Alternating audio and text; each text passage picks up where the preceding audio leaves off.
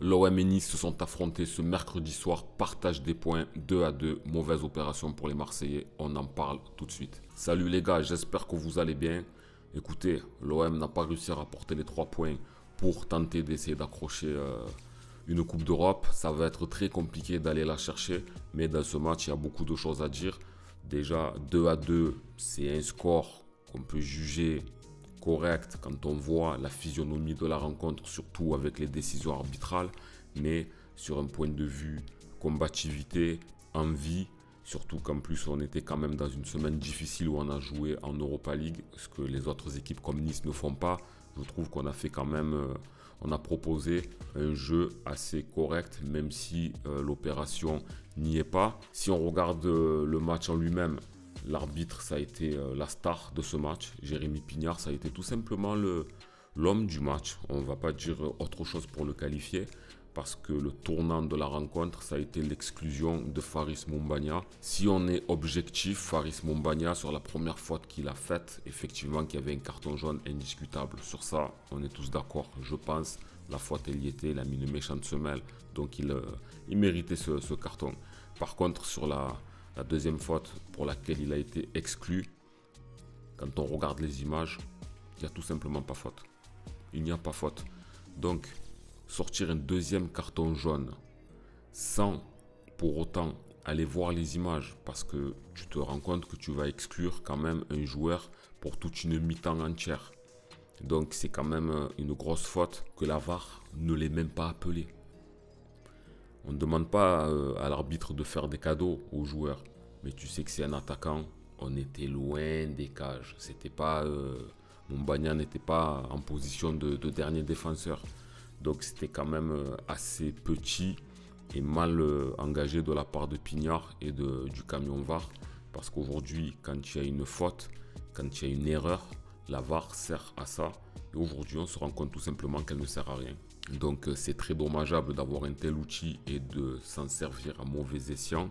Mais c'est quand même assez frustrant de voir ça, de repartir à la mi-temps en se disant qu'on allait faire toute une rencontre à 11. Monsieur Pignard ne s'est pas arrêté là, parce que le penalty qu'il a donné, on va le dire, n'en déplaise à certains, généreusement à Léo Balerdi, ça n'aide pas les arbitres français dans ces cas-là non plus. Pourquoi? Parce qu'en fait, beaucoup ont dit qu'il y a eu compensation, qu'il y a eu de la part de Pignard, il s'est rendu compte qu'il a fait une erreur. Mais bon, tu corriges pas une erreur par une erreur, c'est encore plus absurde. Surtout que si tu voulais te rattraper, ben, tu avais la VAR pour ça. Et surtout, te dire que tu donnes un penalty qui donne un but, même un but ne va jamais compenser l'exclusion. Parce qu'aujourd'hui, on a vu que Nice est revenu tout simplement parce qu'on était à 10 et que c'était difficile de courir de partout. Surtout que les Marseillais jouent la Coupe d'Europe, donc on n'a pas les jambes qu'on pourrait avoir normalement. Donc pour moi, l'arbitre a été désastreux dans les deux sens, autant pour l'OM que pour Nice. Et il va vraiment falloir que l'arbitrage français progresse parce que des matchs comme cela, ça peut jouer sur la saison entière. Parce que des mauvaises décisions peuvent entraîner une ou deux pertes de points par-ci par-là. Et quand tu fais le bilan comptable, c'est catastrophique. Donc que ce soit M. Pignard ou d'autres arbitres en Ligue 1, il va vraiment falloir hausser le niveau. Parce qu'on a beaucoup de retard par rapport à ce qui se fait en Europe aujourd'hui. Si on regarde le classement, l'OM n'a pas fait du tout la bonne affaire parce que de 9e, on est passé 8e. Donc on est très loin des objectifs pour essayer de rattraper l'Europe. Quand on voit le RC Lens, ben, il y a quand même une sacrée différence de points. Il y a quand même 5 unités d'écart. Surtout que le prochain match sera face à Lens à Marseille. Donc ça pourrait être, si on a encore de l'espoir, je pense que peu d'entre vous l'auront, ça sera de gagner impérativement Lens à domicile. Donc se voir à ce niveau-là, c'est quand même assez affligeant, c'est très désolant, même si on est qualifié pour l'Europa League, ça n'explique pas et ça ne pardonne pas la saison quand même qu'on est en train de faire. Si on regarde aussi les 5 derniers matchs, quand on voit 3 points rouges, 2 points gris, aucun point vert sur les 5 dernières rencontres, c'est tout simplement aberrant et ça montre le niveau de l'OM. Et aujourd'hui, l'Europa League est l'arbre qui cache la forêt. Si on regarde la rencontre dans sa totalité, elle n'a pas été si de mauvaise qualité que ça. Il y a même eu des bonnes phases de jeu. L'Olympique de Marseille n'a pas forcément démérité. Quand on regarde le premier quart d'heure, on a eu du mal à rentrer dans la rencontre parce que les Niçois ont pressé comme il faut. Leur milieu de terrain était vraiment très haut, ce qui fait qu'on a fait pas mal d'erreurs derrière, à l'image de Kondogbia qui a eu du mal à rentrer dans cette rencontre. Les défenseurs aussi étaient aspirés, noyés. Paolo Lopez a fait beaucoup d'erreurs au pied et on se disait qu'en fait l'OM aurait du mal parce que les Niçois semblaient beaucoup plus en jambes, ce qui est normal, on le répète, nous on a une compétition de plus, ce qui pouvait jouer. Donc Nice allait mieux depuis quelques matchs, même si cette année 2024 n'est pas fameuse pour eux, mais nous non plus. Par contre, l'avantage qu'on avait, c'était d'être à domicile. Donc, quand on regarde la rencontre en elle-même, c'était dur. On était mieux à partir du deuxième quart d'heure, mais c'est là qu'on prend un but. Sur le but, quand même, tu te dis, tu vois toutes tes lacunes et toutes tes carences défensives. Parce que Kondogbia, bon, perd le ballon. Quand on suit par la suite Ulises Garcia et Gigot, ils ont été complètement dépassés. Même Paolo Lopez n'a pas fait preuve de beaucoup de dextérité sur sa sortie. Avec un meilleur réflexe, je pense qu'il aurait pu avoir un angle beaucoup plus fermé pour pouvoir empêcher le Niçois de marquer. Donc quand même un but où on aurait pu, avec un peu plus de concentration, être bien sur l'homme. Mais ça n'a pas été le cas. Donc le but a été quand même assez chiant quand tu regardes sa construction et surtout nous, comment on s'est comporté. Après, on est bien rentré dans le match. Ce qui fait vraiment plaisir, c'est de retrouver Jonathan Klaus. C'est quand même un international français. Quand il est là dans la saison, il a eu des hauts et des bas, mais c'est quand même un joueur qui a une belle valeur sur le terrain, surtout quand il est dans un match pour. Ça a été le cas, il a été en jambes. Ça fait plaisir de le trouver à son niveau. Et surtout, il a mis un très beau but, il a mis une belle frappe. Parce qu'à Marseille, les frappes, on ne connaît pas. On dirait qu'on est puni si on frappe. Je ne sais pas si c'est Gasset qui leur dit vous frappez que quand vous êtes sûr ou quand vous êtes à 2 mètres de la cage. Mais quand on voit Amin Harit qui est encore en position de frappe, qui ne tire pas, on a du mal à se mettre en position. Quand on tire au-dessus. N'est-ce pas, monsieur Verretou? Même s'il a fait une belle rencontre. Pour lui, on va y revenir.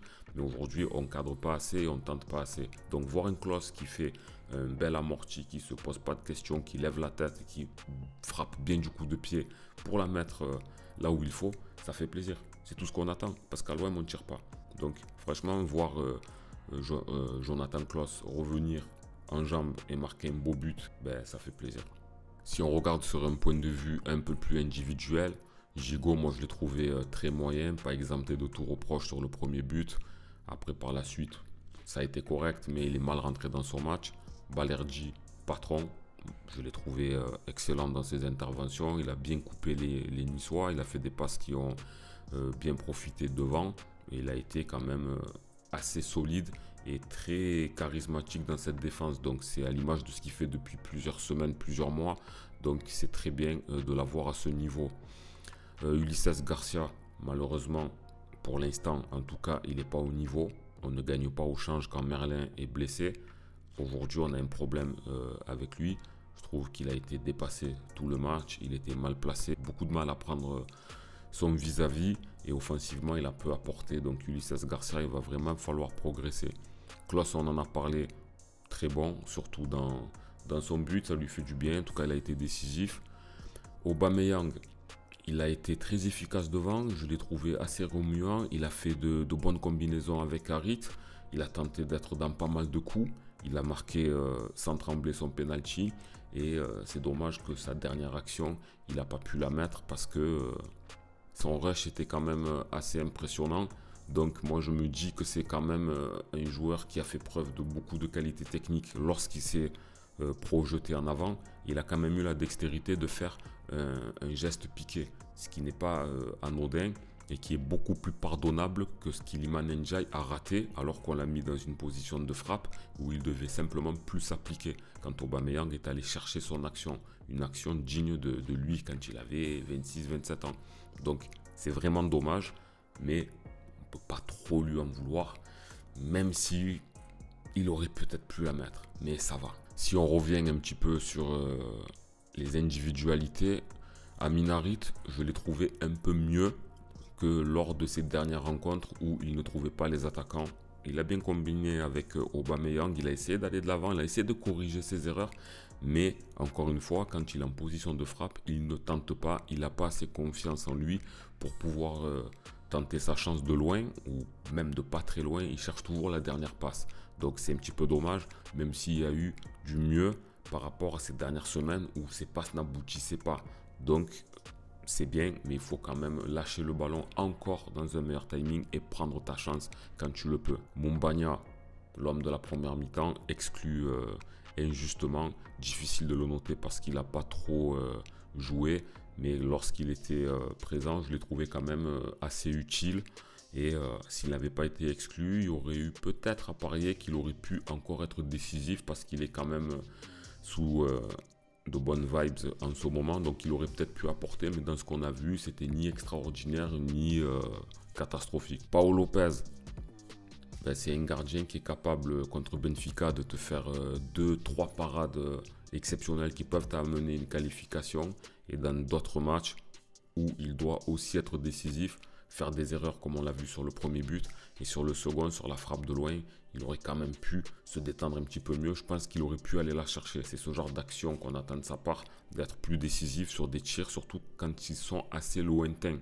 Sur des bons appuis, une bonne détente, il aurait quand même pu la sortir. Donc moi, je m'attends à un niveau plus important de sa part, comme il sait le faire des fois, mais c'est trop irrégulier.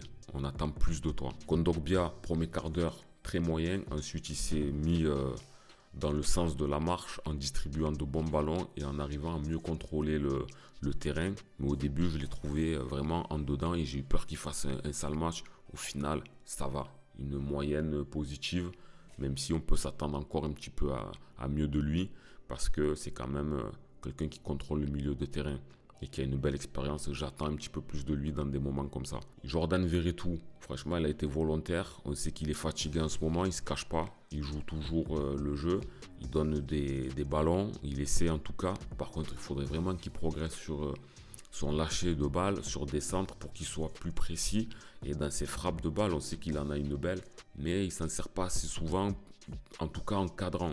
C'est ce qu'on peut lui reprocher, mais il a fait une belle débauche d'énergie, il a été présent au cœur du jeu et c'est quand même pas mal. Moi, je lui mettrais un bon 6 sur 10 par exemple. Luis Enrique, dans son poste qu'il a actuellement, je trouve qu'il se débrouille plutôt bien. C'est un joueur qu'on avait mis de côté à la base et qui revient quand même petit à petit. C'est difficile de savoir quel niveau il a vraiment à l'OM, mais en tout cas, ce que Jean-Louis Gasset lui demande actuellement, il le fait avec propreté. Il est à l'origine du premier but de Jonathan Klaus. Donc moi, je l'ai trouvé quand même bien. Tu vois, Luis Enrique, même si dans un OM plus conquérant, plus poussé, on aimerait avoir encore mieux que lui. Mais pour l'instant, il est là. Et pour un joueur qu'on ne voulait pas garder, ben, c'est loin d'être le pire, je trouve, dans cette équipe. Ensuite, par rapport aux entrants, un petit peu de tête. Murillo, quand il est rentré, ben, on n'a pas gagné au change par rapport à Klaus, surtout qu'il a été quand même un peu fautif sur le second but avec son dégagement dans l'axe. Donc Jonathan Klaus était quand même meilleur dans le match que l'entrée de Murillo. Iliman Ndiaye, il n'a pas été décisif, il était frais, on lui a mis un caviar et aujourd'hui il n'a pas transformé. C'est dans des matchs comme ça où il devrait montrer son savoir-faire et être au service du collectif. Parce que là, s'il marque, c'est pas le même match. Donc aujourd'hui, Iliman Ndiaye, moi j'attends quand même beaucoup plus de lui et j'espère qu'il saura aller un peu plus en avant. Mais aujourd'hui, il a eu quand même un passage avec Gasset qui était bien quand il est arrivé, mais il retombe un petit peu dans ce qu'il était avant. Donc c'est peut-être, comme je l'ai souvent dit, l'accompagnement, mais le niveau aussi, la confiance aussi, fait que c'est pas normal. Tu dois quand même être beaucoup plus décisif. Il s'est moins appliqué en étant mieux servi qu'un Aubameyang qui a dû faire un rush tout seul et se créer un exploit pour arriver à faire un piqué qui était pas mal, qui malheureusement a atterri sur la barre. Donc moi j'attends beaucoup plus de lui. Bref, en gros, dans ce match, ce qu'on va retenir, c'est qu'on n'a pas fait une bonne opération, qu'à 10, on a été quand même valeureux. Ce qu'il y a de dommage, c'est que quand l'OM est à 11 et qu'on joue contre des équipes à 10, elles arrivent à gagner. Et nous, en étant à 10, on n'arrive pas à gagner. C'est dommage. Mais on a quand même limité la casse en prenant un point. Mais quand on regarde, c'est malheureusement pas suffisant. Donc l'arbitre, il a quand même été un gros acteur du match et ça c'est désolant encore une fois parce que ça fausse et ça gâche les données, ça gâche aussi le spectacle. Donc l'OM, pour accrocher l'Europe, c'est quasiment cuit, c'est quasiment mort. On va miser sur l'Europa League, plus pour du spectacle que réellement attendre quelque chose parce que sur l'Europa League, tenter d'accrocher la Ligue des Champions par ce billet, battre l'Atalanta Bergame aller-retour et battre le vainqueur de l'autre côté en finale, ça paraît tellement loin et utopique quand on voit le niveau qu'on a que c'est difficile d'y croire. Mais tant qu'on est dans la compétition, ben, on va essayer de prendre du plaisir et d'avancer. Mais là aujourd'hui, l'OM est quand même 8e au classement. C'est pas bon. C'est pas bon. On a rattrapé notre match de retard. On est à la 8e position. C'est quand tu regardes par rapport à toutes les ambitions qu'on avait en début d'année, en début de saison, on n'est pas au niveau de ce qu'on devrait être.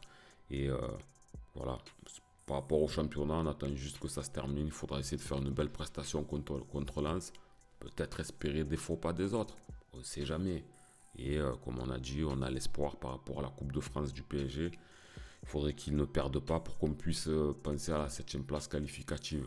Mais bon, de manière générale et globale, ben, voilà, ce match, c'est à l'image de la saison. Un OM qui montre qu'il y a des possibilités, mais qui ne gagne pas.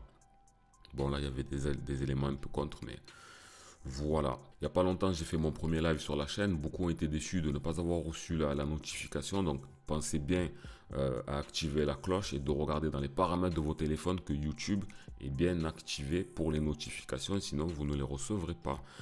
Donc, les gars, n'hésitez pas à me dire ce que vous avez pensé de la rencontre. Par rapport à tout ce qui s'est passé, par rapport à Jérémy Pignard, par rapport à Faris Moumbagna, qui méritait son carton ou pas. Est-ce que pour vous, il y a une compensation derrière? Et quelles sont les chances de l'OM de remonter au moins à la 7e ou 6e place pour entrevoir l'Europe? Donc j'attends de vous lire. N'hésitez pas à liker la vidéo, à vous abonner, à partager. Je vous dis à la prochaine. C'était Karim Diouf. Ciao.